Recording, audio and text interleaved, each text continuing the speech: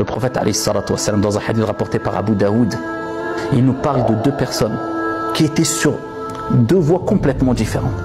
Un adorait Allah subhanahu wa ta'ala, faisait des efforts dans l'adoration de Dieu. L'autre commettait des péchés. Celui qui était dans cette voie de bien, où il faisait des efforts pour adorer Dieu, eh bien ne cessait d'exhorter celui qui était dans le péché. Et un jour, celui qui était dans le péché a dit « Laisse-moi tranquille, tu n'as pas été envoyé pour me surveiller. » Il l'a pris mal. Vous voyez, la preuve que quand on exhorte, on ne réagit pas avec des émotions incontrôlées. Parce qu'il y a des choses qui nous font mal. Non, tu te calmes. Tu réagis comme Dieu et le prophète t'ont dit de réagir quand tu transmets la religion, avec douceur et sagesse, intelligence. Dieu t'a pas donné la responsabilité de guider tout le monde.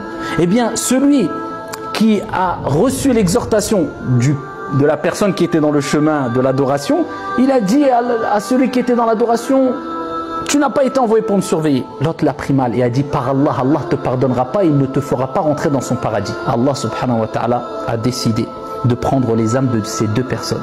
Il les a rassemblées devant lui et il a interpellé la personne qui était dans l'adoration et qui a dit à la personne qui était pécheur dans le péché « Allah ne te pardonnera pas, il ne te fera pas rentrer dans son paradis ». Allah subhanahu wa ta'ala dit « Tu savais ce que j'allais faire?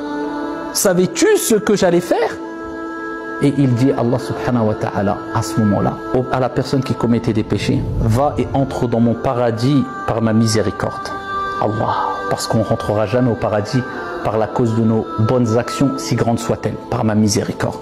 Quant à toi qui as dit Dieu ne te pardonnera pas et Dieu ne te fera pas rentrer dans son paradis, prenez-le et mettez-le au feu. Qu'Allah subhanahu wa ta'ala nous en préserve.